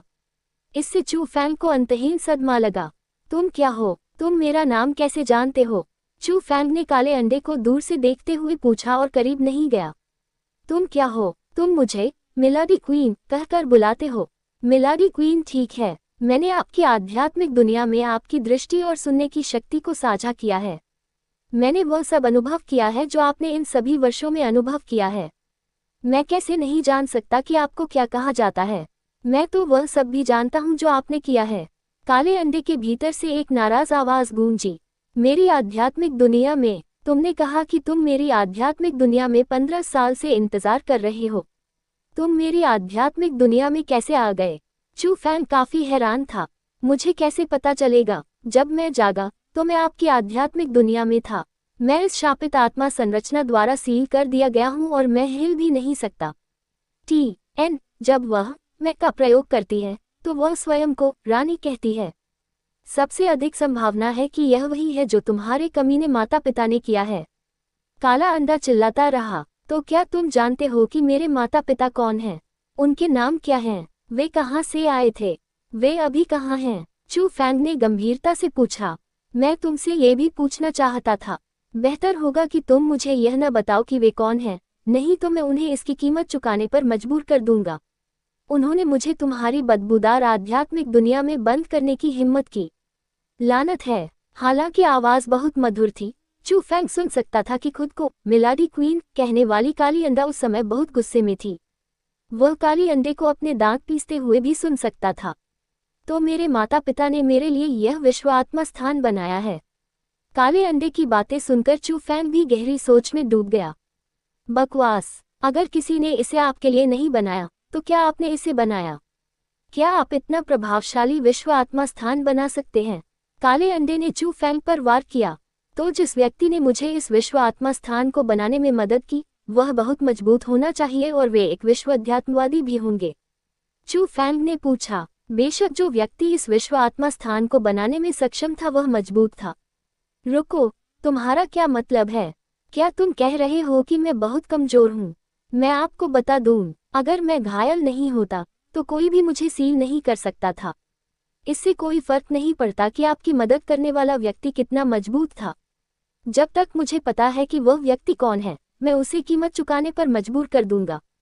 मैं करूंगा। एग्गी, मैंने कभी तुम्हें नीची नज़र से नहीं देखा। मैं तो बस उत्सुक था। जिज्ञासु, इसमें जिज्ञासु होने की क्या बात है? रुको, एग्गी, तुम एग्गी हो, तुम मुर्गी का अंडा हो, कुत्ते का अंडा हो, कमीने, तुम्हें मुझे मिलाडी क्वीन कहना चाहिए। ठीक है एग्गी, क्या तुम मुझे बता सकती हो कि तुम्हारा नाम क्या है? तुम कहाँ से आए हो? चले जाओ, मुझसे जानकारी लेने की कोशिश भी मत करना। TN, बास्टर्ड और चू में अंडा अक्षर है। चू फैंग मूल रूप से ये देखना चाहता था कि क्या वह काले अंडे से कुछ प्राप्त कर सकता है, लेकिन बाद में उसने पाया कि उसने हर सवाल का 3 नहीं पता शब्दों में उत्तर दिया था। उसका मुंह भी बहुत कसा हुआ था और वह अपनी पहचान उजागर करने को तैयार नहीं थी। हालांकि चू फैंग को लगा कि अगर किसी ने जानबूझकर उसे अपनी आध्यात्मिक दुनिया में सील कर दिया है तो जरूर कोई छिपा हुआ मतलब होगा। कम से कम वह व्यक्ति उसे नुकसान तो नहीं पहुंचाएगा, वरना उस व्यक्ति के तरीकों से वे उसे पहले ही मार सकते थे। वे उसे विश्व आत्मा स्थान बनाने में मदद क्यों करेंगे और फिर उसे नुकसान पहुंचाने वाली किसी चीज को सील क्यों करेंगे? ये सिर्फ प्रयास की बर्बादी थी। इसलिए चू फैंग ने तय किया कि वह व्यक्ति उसे नुकसान नहीं पहुंचाएगा। इसके बजाय वे उसकी मदद करेंगे और उसे लगा कि यह संभवतः उसके परिवार का काम है। अध्याय 107 सील को पूर्ववत करना। ये सब जानने के बाद चू फैंग के दिल में अवर्णनीय गर्मजोशी थी, क्योंकि वह जानता था कि उसके परिवार ने उसे नहीं छोड़ा है, बल्कि उन्होंने पहले से ही उसके लिए एक मजबूत आधार तैयार कर दिया है। उसे लगा कि उसके परिवार ने उसे क्यों छोड़ा, इसके पीछे कोई न कोई वजह रही होगी। उसे वह वजह जाननी थी। उसे अपने परिवार, अपने माता पिता को ढूंढना था ताकि पता चल सके कि असल में हुआ क्या था। ओई ओई ओई, तुम क्या सोच रहे हो? जल्दी करो और मुझे बाहर निकालो। चू फैंग को चिंतन में डूबा हुआ देखकर वह काला अंडा दहाड़ने लगा। मैं कहता हूँ, क्या तुम मेरी बुद्धिमत्ता को कम आंक रहे हो या अपनी बुद्धिमत्ता को ज्यादा? तुम्हारा आक्रोश बहुत भारी है। अगर मैं तुम्हें बाहर जाने दूं तो मैं बस मरना चाहता हूँ। चू फैंग ने उस पर एक नज़र डाली और अब उस पर कोई ध्यान नहीं दिया। वह क्रॉस लेग बैठ गया और आत्मा निर्माण शक्ति से जुड़ने के लिए अपने मस्तिष्क में विचारों को व्यवस्थित करना शुरू कर दिया। ओई, चू फैंग, तुम बदबूदार लड़के हो। तुमने मुझे अनदेखा करने की हिम्मत की। कमीने, तुम आत्मा निर्माण शक्ति से जुड़ना चाहते हो, है न? मैं तुम्हें सिखा सकता हूँ। क्या तुम अभी भी उस गोंग लुयुन को हराना चाहते हो? मैं तुम्हारी मदद कर सकता हूँ। अरे, काला अंडा हिंसक रूप से हिलने लगा, मानो उसे डर हो कि चू फैंग उसकी परवाह नहीं करेगा। क्या आप सचमुच मुझे आत्मा निर्माण शक्ति से जुड़ने में मदद कर सकते हैं? चू फैंग ने इसे संदेह से देखा और ऐसा नहीं था कि वह उसे किसी चीज में फंसाना चाहता था, लेकिन उसने अभी इसे जोड़ने की कोशिश की। तभी उसे पता चला कि भले ही वर्ल्ड स्पिरिट स्पेस बनाया गया हो, फिर भी इसे स्पिरिट फॉर्मेशन पावर से जोड़ना बहुत मुश्किल था। बेशक मैं कर सकता हूँ। तुम्हें लगता है कि मैं सिर्फ दिखावे के लिए हूँ। अभी स्पिरिट फॉर्मेशन की शक्ति पहले से ही वर्ल्ड स्पिरिट स्पेस में है। यह आपको इसका उपयोग करने नहीं दे रही है। यदि आप जुड़ने के लिए अपनी आत्मा शक्ति का उपयोग करते हैं तो आपको इसे एक बार में खोजना होगा और इसे थोड़ा थोड़ा करके समझना होगा। इसमें आपका कई दिन का समय लगेगा और आप केवल आत्मा निर्माण शक्ति के एक छोटे से हिस्से से ही जुड़ पाएंगे।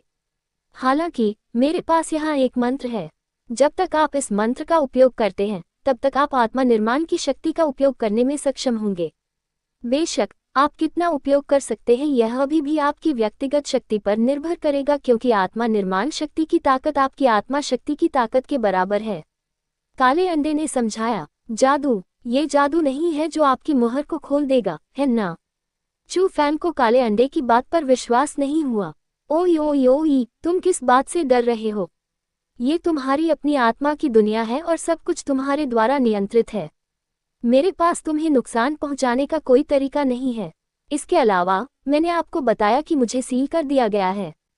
न केवल मेरा शरीर इस लानत वाली चीज से बंधा हुआ है, बल्कि मेरी साधना भी प्रतिबंधित हो गई है। मेरी वर्तमान ताकत आपकी ताकत से बहुत दूर है। नहीं तो मुझे इस सील को खोलने में तुम्हारी मदद की क्या जरूरत थी? मैं इस चीज को पहले ही तोड़ चुका होता। काला अंडा थोड़ा गुस्से में था। चू फैंग ने काले अंडे की बात पर विचार किया और उसे लगा कि यह अनुचित नहीं था। फिर उसने पूछा, मुझे मंत्र बताओ और मैं देखूंगा कि यह उपयोगी है या नहीं। हाँ, तुम इसे मुफ्त में लेना चाहते हो? काले अंडे से तिरस्कार भरी आवाज आई।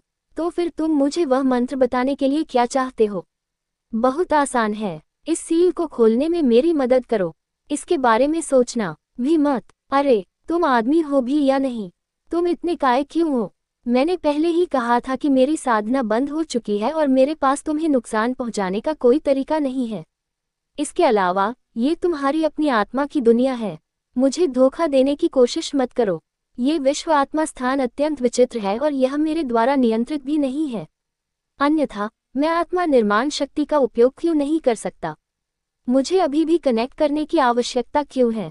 बेवकूफ बेवकूफ बेवकूफ। मैं भगवान की कसम खाता हूँ, मैं तुम्हें कोई नुकसान नहीं पहुंचाऊंगा, ठीक है? असल में मैं बहुत दयालु व्यक्ति हूँ।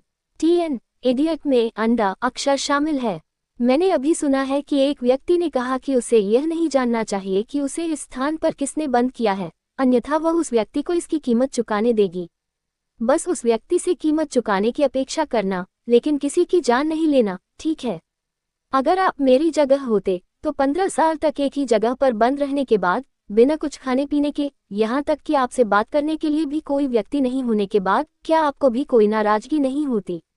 भले ही चू परिवार ने तुम्हें बहुत परेशान किया हो और तुम दुखी हो, लेकिन कम से कम कोई तो तुम्हें परेशान कर सकता था। और मेरा क्या? अगर मैं चाहूँ भी तो परेशान नहीं हो सकता। मैं हमेशा से यहाँ तुम्हारा बेसब्री से इंतजार कर रहा था। जब तुम इतनी मुश्किलों के बाद आखिरकार यहाँ पहुँचे तो तुम मेरी मदद करने को तैयार नहीं हो। तुम वाकई एक बहुत ही बेमिसाल कमीने हो। वहाँ बोलते हुए काले अंडे के अंदर से रोने की आवाज़ें आईं। इतनी मीठी आवाज में, इतनी दुख भरी आवाज में रोना असहनीय था। खासकर उसके शब्दों को सुनने के बाद चू फैंग का दिल नर्म पड़ गया। ध्यानपूर्वक विचार विमर्श करने के बाद चू फैंग को लगा कि वह बिना किसी कारण के ऐसा नहीं कर रही है। इसलिए उसने पूछा, मैं सील खोलने में आपकी कैसे मदद कर सकता हूँ? आप मेरे शरीर के भीतर की सील को नहीं खोल सकते, लेकिन आप इस चीज को तोड़ने में मेरी मदद कर सकते हैं ताकि कम से कम मैं आपकी आत्मा की दुनिया में स्वतंत्रता प्राप्त कर सकूं। इसे तोड़ने का तरीका सरल है। आपको बस अपनी शक्ति का उपयोग करना है और एक बार जोरदार मुक्का मारना है।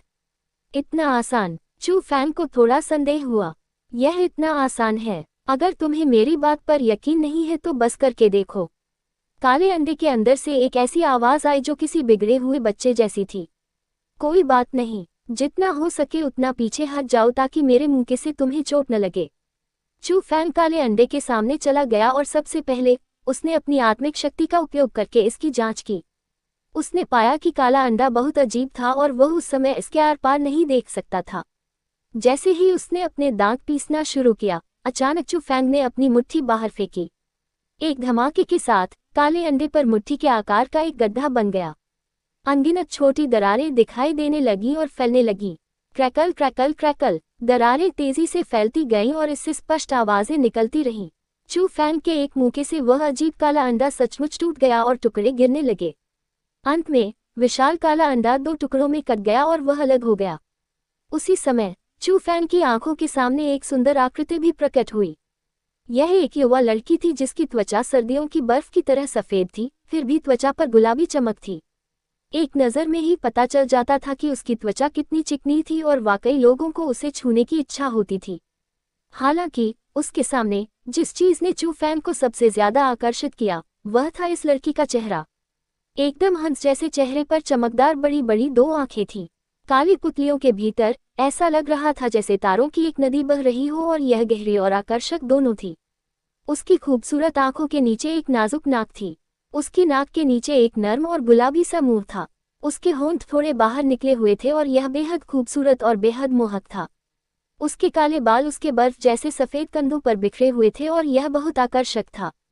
उसका फिगर एकदम सही कहा जा सकता है। जहाँ ज़रूरत थी वहाँ अंदर बाहर चिपके हुए और यह बहुत अच्छी तरह से विकसित था। उसकी स्कर्ट भी बहुत खास थी। ये काले पंखों से बुनी हुई थी और हालांकि कोई नहीं जानता था कि वे कौन से पंख थे, वे बेहद खूबसूरत थे। खास तौर पर जब काली स्कर्ट बहुत छोटी होती थी। इससे ऊपर बर्फ जैसे सफ़ेद कंधे और नीचे बर्फ जैसे सफ़ेद पैर दिखते थे और काले और सफ़ेद के बीच का अंतर उसे बिल्कुल परी जैसा बना देता था। उसकी खूबसूरती लोगों को घुटन दे सकती थी। खूबसूरत, वह बेहद खूबसूरत थी। वह सबसे खूबसूरत महिला थी जिसे चू फैंग ने अपने जीवन में कभी देखा था। यदि यह कहा जाता है कि बहनें सू रॉ और सू मेई अपनी सुंदरता से एक शहर को नष्ट कर सकती हैं, तो इस लड़की का रूप सभी जीवित प्राणियों को अचंभित कर सकता है। अध्याय 108 दो राक्षस। तुम क्या देख रहे हो? अगर तुम इतनी कम उम्र में ही इतने कामुक हो, तो बड़े होने पर क्या होगा? लड़की ने पलकें झपकाईं और चू फैंग की ओर तिरस्कार भरी नजर से देखा। तुम गलत हो, इसे अश्लीलता नहीं कहते, इसे प्रशंसा कहते हैं। चू फैंग ने अपना मुंह पोंछा और तभी उसे पता चला कि उसके मुंह से लार टपक रही थी। छी, तुम्हारे पास इसके लिए बहुत से कारण हैं। लड़की ने चू फैंग की ओर एक और नजर डाली। फिर उसके मुंह के कोने हल्के से उठे और अतुलनीय रूप से मीठी मुस्कान खिल उठी। वाह, आज़ादी का एहसास अभी भी सबसे अच्छा है। लड़की बहुत खुश हो गई और सबसे पहले उसने अपनी बाहें फैलाई और जहां वह खड़ी थी वहीं घूम गई। फिर वह विश्व आत्मा अंतरिक्ष में हर जगह दौड़ने लगी। वह एक बच्चे की तरह थी जो केवल आनंद लेना चाहती थी, लेकिन वास्तव में वह एक छोटी चिड़िया की तरह थी जिसे स्वतंत्रता मिली थी। युवा महिला, मुझे आश्चर्य है कि मैं आपको कैसे बुलाऊं? चू फैंग ने पूछा। क्या महिला? मुझे मिलेडी क्वीन कहो। लड़की ने सुधारा। महारानी, आप तो बस एक छोटी सी बच्ची हैं। मुझे बताए कि मैं आपको कैसे बुलाऊं, नहीं तो मैं आपको एग्गी कहूंगा। चू फैंग ने दुष्टता से मुस्कुराते हुए कहा। कमीने, तुम एग्गी हो, तुम्हारा पूरा परिवार एग्गी है। लड़की ने चू फैंग की ओर अपनी छोटी जीभ निकाली और अपना चेहरा खींचा। अब इसे शरारती होना कहा जाता था। पब फ्यूचर द्वारा विज्ञापन। यदि ऐसा इसलिए नहीं होता क्योंकि उसने उसकी आध्यात्मिक दुनिया में 15 साल तक इंतजार किया था और 15 साल पहले ही परिपक्व बुद्धि प्राप्त कर ली थी, तो चू फैंग को वास्तव में संदेह होता कि वह अभी भी एक छोटी सी शरारती लड़की है। ओही एग्गी, इंसान होने का मतलब है कि आपको ईमानदार होना चाहिए। क्या अब समय नहीं आ गया है कि आप मुझे आत्मा निर्माण शक्ति को संघनित करने का मंत्र बताएं? मैं इंसान नहीं हूं, तो क्या इसका मतलब यह है कि मुझे ईमानदार होने की जरूरत नहीं है? चू फैंग अवाक रह गया। उसने पहले भी बेशर्म लोग देखे थे, लेकिन उसने खुद से ज्यादा बेशर्म शायद ही कभी किसी को देखा हो, इसलिए उसने कभी नहीं सोचा होगा कि वह आज एक छोटी लड़की से हार गया। हाँ, ठीक है, हालांकि मैं इंसान नहीं हूँ, लेकिन मैं बहुत ईमानदार हूँ। इस बारे में क्या ख्याल है? अब से जब तक तुम मुझे मिल्डी क्वीन कहने का वादा करोगी, मैं तुम्हें वह मंत्र बताऊंगी। महारानी, चू फैंग ने दृढ़ता से चिल्लाया। अरे, तुम में वाकई कोई ईमानदारी नहीं है। लड़की ने चू फैंग की तरफ एक नज़र डाली और फिर ऐसी भाषा में वाक्य कहे जिसे चू फैंग समझ नहीं पाया। जिस क्षण उसने बोलना शुरू किया, चू फैंग को महसूस हुआ कि विश्व आत्मा अंतरिक्ष में अनगिनत अजीब पारदर्शी गैस प्रकट हुई और लड़की के चारों ओर घूमने लगी। जाओ। अचानक लड़की ने अपनी उंगली से चू फैंग की ओर इशारा किया और गैस चू फैंग के शरीर में प्रवेश कर गई। आत्मा निर्माण शक्ति। उसी क्षण चू फैंग ने पाया कि वह अजीब पारदर्शी गैस आत्मा निर्माण शक्ति थी। केवल मैं ही मंत्र का उपयोग कर सकती हूँ, लेकिन जब तक मैं यहाँ हूँ, आत्मा निर्माण शक्ति आपके उपयोग के लिए उपलब्ध रहेगी। चू फैंग के शरीर में आत्मा निर्माण शक्ति संचारित करने के बाद लड़की गर्व से मुस्कुराई। महारानी, आप बहुत प्रभावशाली हैं। पहले आपने कहा था कि आप मुझे उस गोंग लुयुन को हराने में मदद कर सकती हैं। मुझे आश्चर्य है कि आप ऐसा कैसे करने की योजना बना रही हैं। चू फैंग ने हंसते हुए पूछा। पब फ्यूचर द्वारा विज्ञापन। बेशक मैं आपकी मदद कर सकता हूँ। जब तक आप एक योग्य विश्व अध्यात्मवादी बन जाते हैं, आपको हर जगह एक अतिथि के रूप में देखा जाएगा और अनगिनत लोग आपको लाभ देंगे।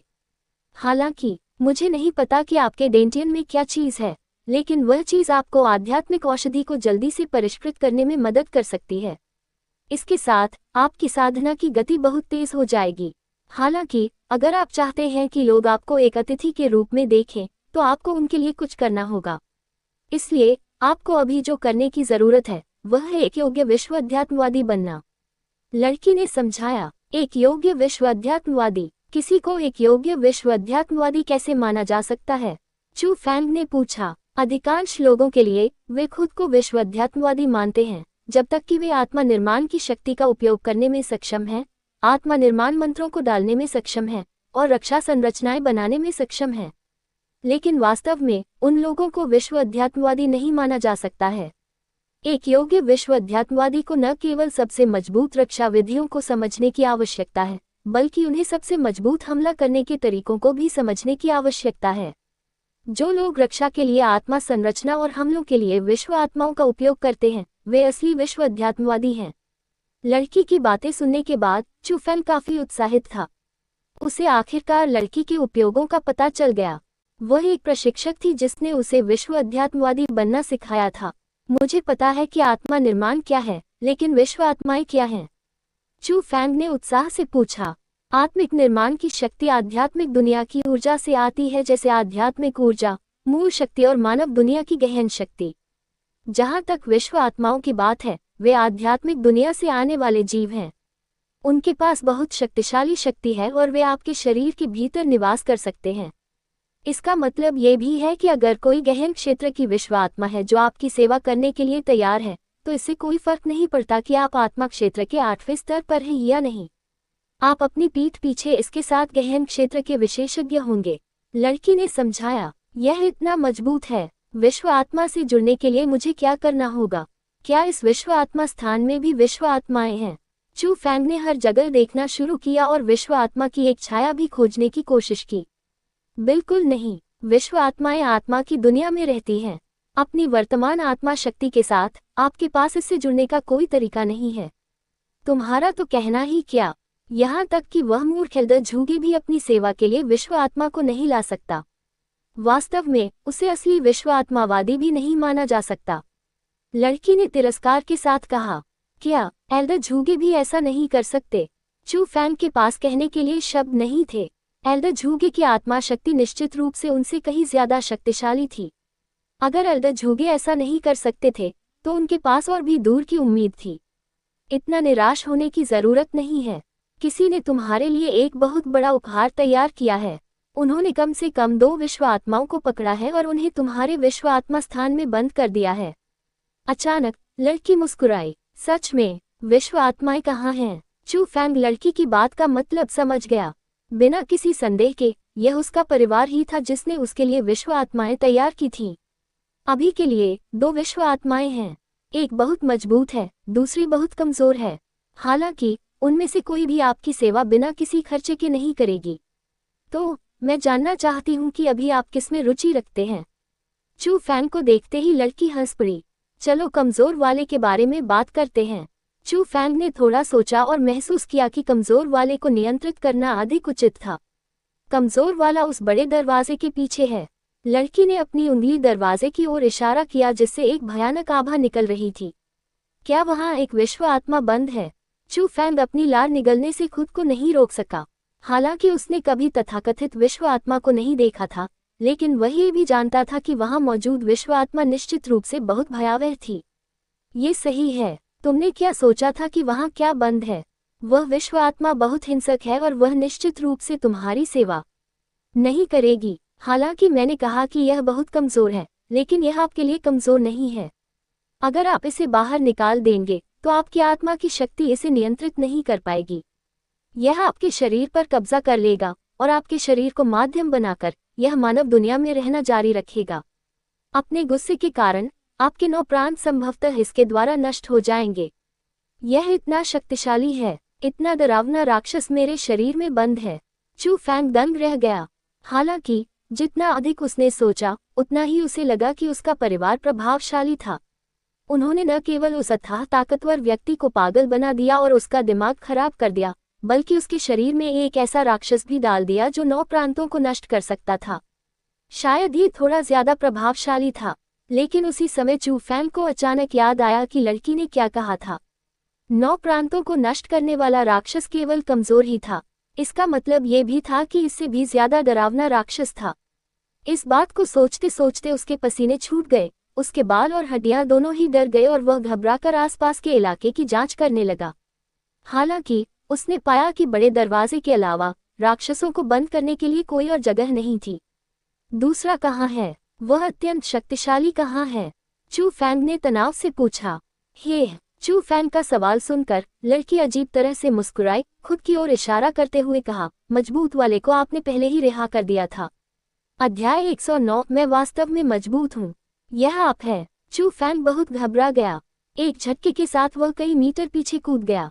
लड़की के बीच की दूरी को दूर करने के बाद चू फैंग ने अपनी आत्मा शक्ति का उपयोग लड़की की साधना का निरीक्षण करने के लिए किया। हालांकि उसने पाया कि उसकी आभा सामान्य थी और वह साधना करने वाली व्यक्ति नहीं लगती थी। उसने अभी भी लापरवाही का कोई निशान रखने की हिम्मत नहीं की। हालांकि वह बिल्कुल सुंदर थी और पूरी तरह से हानिरहित लग रही थी, वह इंसान नहीं थी। वह एक विश्व आत्मा थी, एक राक्षस जिसे खाने या पीने की जरूरत नहीं थी और वह चू फैंग की आत्मा की दुनिया में 15 साल तक इंतजार कर सकती थी। केवल स्वर्ग ही जानता था कि उसने ऐसा कैसे किया। हाँ, क्या मैं इतनी डरावनी हूँ? चू फैंग की डरावनी नजर देखकर लड़की ने अपने हाथ से अपना मुंह ढक लिया और खिलखिलाकर हंस पड़ी। तुम मेरे साथ खिलवाड़ कर रही थी। हंसी से आगे पीछे हिलती हुई लड़की को देखकर चू फैंग ने भौहें सिकोड़ी और महसूस किया कि शायद उसके साथ धोखा हुआ है। मैं तुम्हें क्यों धोखा दूंगा? क्या मैं इतना ताकतवर नहीं दिखता? मैं तुम्हें चेतावनी देता हूँ, बेहतर होगा कि तुम मुझे नाराज न करो, वरना मैं तुम्हें खा जाऊंगा। फुसफुसाहट। अचानक चू फैंग आगे बढ़ा और बिजली की तरह लड़की के पीछे आ गया। उसके दोनों हाथ अचानक आगे बढ़े, लड़की की कलाई पकड़ी, उसे उसकी पीठ के पीछे रखा और उसने उसे जमीन पर धकेल दिया। आह, तुम क्या कर रहे हो? मुझे जाने दो। लड़की घबरा गई। वह जोर जोर से रोने लगी, संघर्ष करने लगी। हालांकि उसकी थोड़ी सी ताकत चू फैंग के लिए बिल्कुल भी मायने नहीं रखती थी और इससे कुछ नहीं होता था। तुम बदबूदार एग्गी, तुम मुझे धोखा दे रही थी। ये देखकर कि लड़की में वास्तव में कोई साधना नहीं थी, चू फैंग का तनावपूर्ण दिल आखिरकार शांत हो गया। कमीने, मुझे छोड़ दो वरना मैं तुम्हें माफ नहीं करूंगी। पब फ्यूचर द्वारा विज्ञापन। ओह, तुम अभी भी विरोध करने की हिम्मत रखती हो। अगर मैं तुम्हें सबक नहीं सिखाऊंगा तो तुम वास्तव में नहीं जान पाओगी कि यहाँ मास्टर कौन है। पल की गर्मी में चू फैंग ने अपना हाथ उठाया और लड़की के सुडौल नितंबों की ओर थपथपाया। आह! Tilde tilde tilde tilde tilde tilde. जब चू फैंग का हाथ नीचे गया तो आसमान और जमीन को हिला देने वाली चीख गूंजी। मूल रूप से चू फैंग केवल लड़की को सबक सिखाना चाहता था और एक बार थपथपाना चाहता था। हालांकि वह इसे अच्छी तरह से नियंत्रित नहीं कर सका और थपथपाना एक पकड़ में बदल गया। हालांकि यह महत्वपूर्ण नहीं लग रहा था, लेकिन यह एहसास अद्भुत था। हालांकि यह काले पंख वाली स्कचकच से अलग था, फिर भी ऐसा लगा जैसे उसने उसकी चिकनी और मुलायम त्वचा को छुआ हो। कोमलता के भीतर लचीलापन था और लचीलेपन के भीतर कोमलता थी। इसने उसके पूरे शरीर को आग में गर्म कर दिया। वह रुकना चाहता था लेकिन रुक नहीं सका और चू फैंग उसे जाने नहीं दे सका। कमीने, तुमने मेरा फायदा उठाने की हिम्मत की। मैं तुम्हें मार डालूंगी। लड़की पूरी तरह से क्रोधित थी।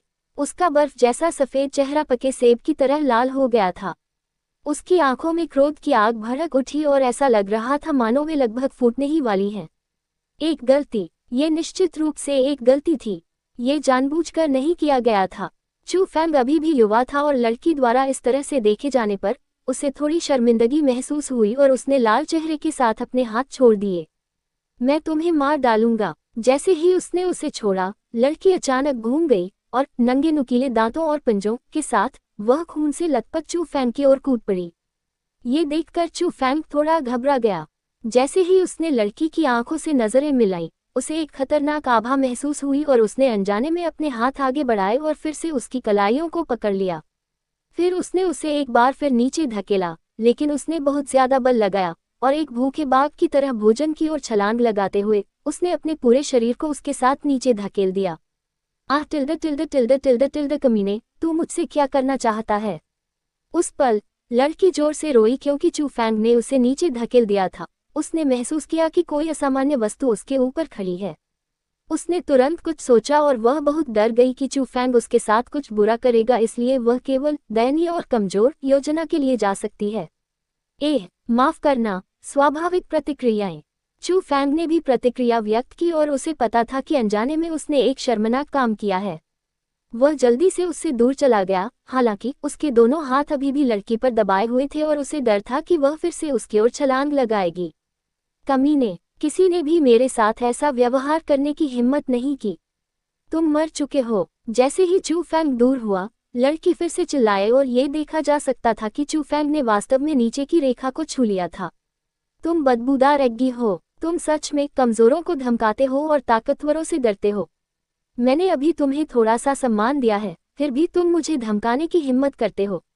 क्या तुम्हें लगता है कि अगर तुमने मुझे फिर से धमकाने की हिम्मत की तो मैं तुम्हें मार गिराऊंगा?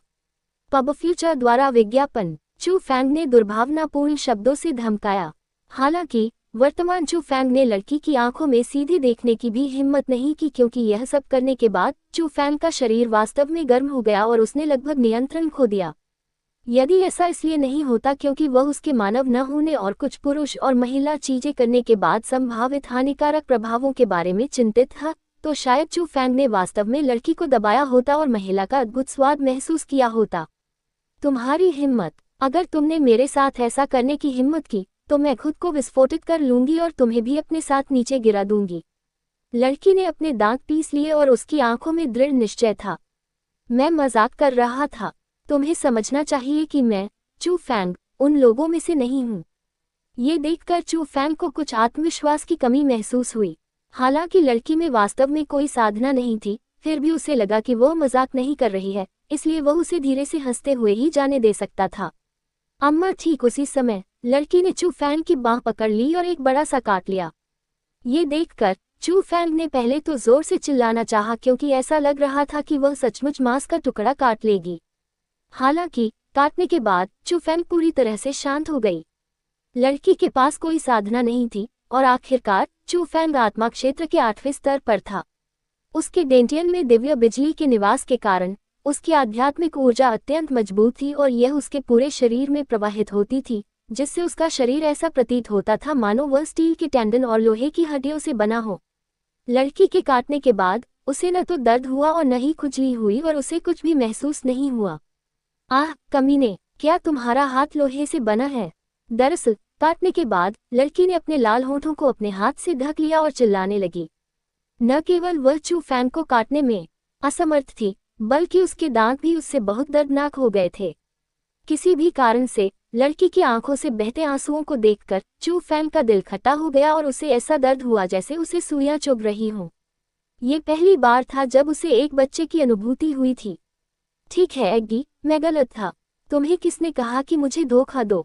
हालांकि उसे नहीं पता था कि यह भावना कहाँ से आई थी। चू फैंग नहीं चाहता था कि वह लड़की रोए, इसलिए उसने जल्दी से अपनी गलती स्वीकार कर ली और लड़की से बच्चों की तरह मीठी मीठी बातें करते हुए माफी मांगी। उस विषय पर लड़की ने खुद को रानी कहा और ऐसा लग रहा था कि उसे वास्तव में दुनिया के बारे में गहरा अनुभव है। फिर भी उसका स्वभाव वास्तव में एक बच्चे जैसा लग रहा था और चू फैंग के कुछ शब्दों के बाद सब कुछ ठीक हो गया।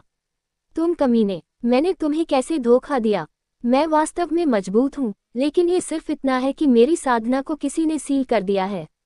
लड़की के चेहरे पर दुख था। ऐसा लग रहा था कि वह नहीं चाहती थी कि चू फैंग उस पर अविश्वास करे। क्या तुम जानते हो कि अपनी सील कैसे खोलनी है?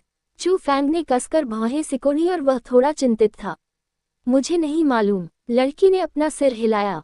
अच्छा। चू फैंग ने राहत की सांस ली। तुम कमीने, लड़की चिल्लाए और एक बार फिर चू फैंग की ओर कूद पड़ी।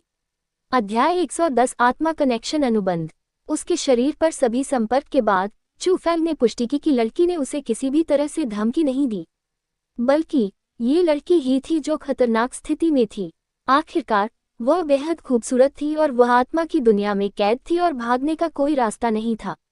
सबसे महत्वपूर्ण बात यह थी कि आत्मा की दुनिया में रहते हुए चू फैंग उसे छूने और महसूस करने में सक्षम था। ये बस उसके शरीर के भीतर एक बेजोड़ सुंदरता को बंद कर रहा था। वह इतनी हल्की, मुलायम, नीचे धकेलने में आसान थी, लेकिन सौभाग्य से चू फैंग उस प्रकार का व्यक्ति नहीं था, वरना। ओह कमीने, तुम क्या सोच रहे हो? चू फैंग को देखकर, जो अपने मुंह के कोने पर एक दुष्ट मुस्कान के साथ उसे घूरता रहा, लड़की चिल्लाई। मैं कहता हूँ एग्गी, तुमने कहा था कि जब तक तुम और मैं एक हो जाते हो तुम मुझे गोंग लुयुन को हराने में मदद कर सकते हो। क्या ये सच था? चू फैंग ने ये कहते हुए हंसा, लेकिन उसकी हंसी बहुत शैतानी थी। जाओ मर जाओ, कोई भी तुम्हारे साथ नहीं आएगा। लड़की गुस्से में अपने दांत पीस रही थी और उसके कानों से धुआं निकल रहा था। उसकी गोल आंखें उसे घूर रही थी, लेकिन चाहे वह उसे कैसे भी देखे, वह अभी भी प्यारी थी और उसे प्यार से देखना चाहती थी। ये सच था कि जब कोई व्यक्ति सुंदरता के एक निश्चित स्तर पर पहुंच जाता है, तो भले ही वह कोई असहनीय अभिव्यक्ति करता हो, फिर भी वह सुंदरता का एक प्रकार ही होता है। देखो, तुमने कहा था ना, साले, यह मिलन नहीं, निवास है। निवास? आप ऐसा कैसे करते हैं? चू फैंग काफी उत्सुक था। जब तक आप और मैं एक आत्मा कनेक्शन अनुबंध स्थापित करते हैं, मैं आपके साथ आत्मा की दुनिया को साझा करने में सक्षम हो जाऊंगा। इसके अलावा, जब तक आप तैयार हैं, मैं आपकी आत्मा की दुनिया से आपके शरीर में प्रवेश कर सकता हूं और अपनी शक्ति आपको भेज सकता हूं। हालांकि, चूंकि मेरी वर्तमान साधना पूरी तरह से बंद है और मुझे नहीं पता कि इसे कैसे पूर्ववत किया जाए, इसलिए मैं केवल नीचे से ही शुरू कर सकती हूँ। इसलिए, यदि आप मेरी मदद चाहते हैं, तो आपको मेरी साधना में मदद करनी होगी। जब तक आप मुझे 1 वर्ष में गहन क्षेत्र में जाने में मदद कर सकते हैं, स्वाभाविक रूप से आप गोंग लुयुन के खिलाफ लड़ने में सक्षम होंगे। लड़की ने समझाया, क्या तुम्हें साधना में मदद करूं? जो समय मैं तुम्हें गहन क्षेत्र तक पहुंचने में मदद करने में लगाऊंगा, शायद वह मेरे लिए स्वर्ग क्षेत्र तक पहुंचने के लिए पर्याप्त होगा। चू फैंग ने उदास होकर कहा। पब फ्यूचर द्वारा विज्ञापन। क्या आपके लिए 1 साल में स्वर्ग लोक तक पहुंचना संभव है? यहाँ तक कि गहन लोक तक पहुंचना भी मुश्किल होगा। लेकिन अगर आप मेरी मदद करने को तैयार हैं, तो बिना किसी संदेह के मैं 1 साल में गहन लोक तक पहुंच सकता हूँ। इसके अलावा, मेरी साधना आपकी साधना में बाधा नहीं डालेगी, बल्कि मेरी साधना में मदद करने से आपकी आत्मा निर्माण तकनीक और भी बढ़ जाएगी। लड़की ने अपने होठों को सिकुड़ते हुए कहा। क्या ये सच है? चू फैंग को संदेह था। बेशक, लड़की बहुत आश्वस्त थी। मुझे बताओ, मैं तुम्हारी कैसे मदद कर सकता हूँ? चू फैंग ने पूछा। दुनिया में कोई भी चीज मुफ्त में नहीं मिलती और विश्व आत्माएं आपको मुफ्त में सेवा नहीं देंगी। विश्व आत्मावादी विश्व आत्माओं की शक्ति प्राप्त कर सकते हैं। इसका कारण यह है कि उन्हें विश्व आत्माओं को स्रोत ऊर्जा प्रदान करने की आवश्यकता होती है। ऊर्जा का स्रोत? वह क्या है? तुम्हारी दुनिया में सभी साधकों के पास स्रोत ऊर्जा होगी, चाहे वे जीवित हो या मृत। जब तक उनका शरीर नष्ट नहीं हो जाता, उनकी स्रोत ऊर्जा नष्ट नहीं होगी। इस स्रोत ऊर्जा का आपके लिए कोई उपयोग नहीं है। हालांकि ये हम विश्व आत्माओं के प्रति बहुत बड़ा आकर्षण है, क्योंकि यह हमारी साधना को तेजी से बढ़ाने में हमारी मदद कर सकती है। उदाहरण के लिए, यदि आप गहन क्षेत्र में एक साधक को ढूंढ सकते हैं और मुझे उनकी स्रोत ऊर्जा को पूरी तरह से चूसने दे सकते हैं, तो मैं तथाकथित मूल क्षेत्र तक पहुंच सकता हूं। कैसा रहेगा? यह आपकी साधना से बहुत तेज है ना? लड़की ने हंसते हुए कहा। एक गहन क्षेत्र साधक? इसे इतना आसान मत बनाओ, ठीक है? अगर मैं एक गहन क्षेत्र साधक को पकड़ सकता हूं और आपको उनकी स्रोत ऊर्जा चूसने दे सकता हूं, तो मुझे आपकी मदद की क्या जरूरत होगी? चू फैंग अतुलनीय रूप से उदास था। बेवकूफ, क्या तुमने सुना नहीं कि मैंने क्या कहा? मैंने कहा, चाहे वे जीवित हो या मृत, जब तक उनका शरीर रहेगा, अवशोषण के लिए स्रोत ऊर्जा होगी। यदि आप उन्हें जीवित नहीं पकड़ सकते, तो क्या आप मृत लोगों को नहीं ढूंढ सकते? याद रखें, आप एक विश्व अध्यात्मवादी हैं। लड़की भी थोड़ी उदास थी। अगर वे मर भी गए तो भी कोई बात नहीं। चू फैंग को गहरा सदमा लगा। बेशक, वरना उस दुष्ट एल्डर झूगी को लेंगुजुई और उस बूढ़े आदमी को खाने की क्या जरूरत थी? इसके अलावा, क्या आपको पता नहीं चला कि जब आप इंपीरियल स्काई सेज की कब्र में घुसे, तो आपको उसके अवशेष नहीं मिले? लड़की की दृष्टि और श्रवण शक्ति चू फैंग जैसी ही थी, इसलिए वह चू फैंग के बचपन से लेकर अब तक के अनुभवों के बारे में सब कुछ जानती थी। पब फ्यूचर द्वारा विज्ञापन। अगर आप ऐसा कहते हैं, तो मैं समझता हूँ। लेकिन क्या आपने यह नहीं कहा कि एल्डर झूगे के पास कोई विश्व आत्मा नहीं है जो उनकी सेवा करती हो? फिर उन्होंने स्रोत ऊर्जा का उपभोग कैसे किया? उसके पास ऐसी कोई विश्व आत्मा नहीं है जो उसकी सेवा कर सके, लेकिन मुझे यकीन है कि वह पहले से ही किसी विश्व आत्मा से जुड़ चुका है। वर्तमान में वह उस विश्व आत्मा को प्रस्ताव प्रदान करेगा ताकि विश्व आत्मा एक आत्मा कनेक्शन अनुबंध स्थापित कर सके। हालांकि आपकी किस्मत काफी अच्छी है। मैं आपके साथ एक स्पिरिट कनेक्शन कॉन्ट्रैक्ट स्थापित करने के लिए तैयार हूं, लेकिन शर्त यह है कि आपको मेरे लिए पर्याप्त स्रोत ऊर्जा प्राप्त करनी होगी। वहां बोलते हुए लड़की ने अपने हाथों को क्रॉस किया और एक अजीब सा हाथ का निशान बनाया। उसी समय उसकी स्कर्ट फरफराने लगी और उसके पतले शरीर से प्रकाश की विचित्र किरणें निकलने लगीं। प्रकाश की किरणें विचित्र इसलिए थी क्योंकि प्रकाश काला था। काला रंग अंधकार को दर्शाता था और अंधकार प्रकाश का ठीक विपरीत था। लेकिन उसकी आंखों के सामने अत्यंत गहरा काला प्रकाश उत्सर्जित कर रहा था, इसलिए स्वाभाविक रूप से यह अतुलनीय रूप से विचित्र होगा। हालांकि इससे भी अधिक विचित्र बात यह थी कि काली रोशनी लड़की के शरीर के साथ नीचे की ओर बह रही थी और जमीन पर एक अजीब पैटर्न बना रही थी। ये पैटर्न किसी राक्षस का चेहरा लग रहा था जो भयावह और डरावना था। ये लगातार छटपटा रहा था और इसे देखते ही किसी के भी रोंगटे खड़े हो जाते थे और उनका दिल कांप उठता था।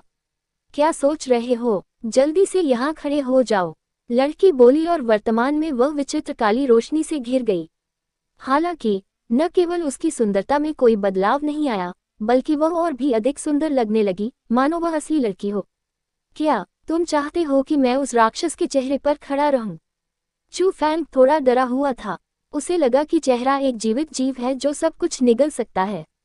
कमीने, यह मेरा स्पिरिट कनेक्शन स्पिरिट फॉर्मेशन है। पुराने दिनों को याद करो, कितने शीर्ष स्तरीय विश्व स्पिरिटिस्ट मेरे साथ अनुबंध स्थापित करना चाहते थे, लेकिन सभी ने मेरी अनदेखी की। अब मैं तुम्हारे साथ अनुबंध बनाने को तैयार हूँ, फिर भी तुम मना कर देते हो। लड़की की भौहें अंदर की ओर झुक गई और वह थोड़ा गुस्से में थी। ये देखकर चू फैंग ने अपने दांत पीस लिए, लेकिन फिर भी उसने उस पर कदम रखा। हालांकि जैसे ही उसने कदम रखा, चू फैंग को एक ऐसी शक्ति का एहसास हुआ जिसने उसे निगल लिया।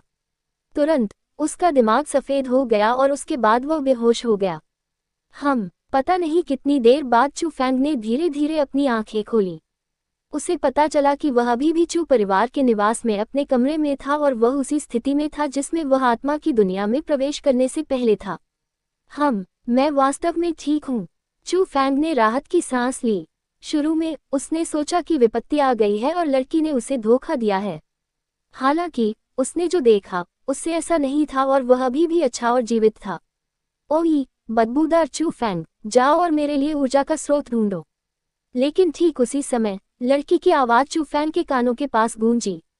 एग्गी, तुम भी बाहर आई? कहाँ? चू फैंग आश्चर्य से उछल पड़ा क्योंकि उसने अपने आसपास का नजारा देखा, लेकिन उसे लड़की नहीं दिखी। बेवकूफ, मैं अभी भी तुम्हारी आत्मा की दुनिया में हूँ। लड़की की आवाज फिर से गूंजी। ये शब्द सुनकर चू फैंग खुश हुआ और उसने धीरे से कहा, इसका मतलब है कि हम सफल हुए।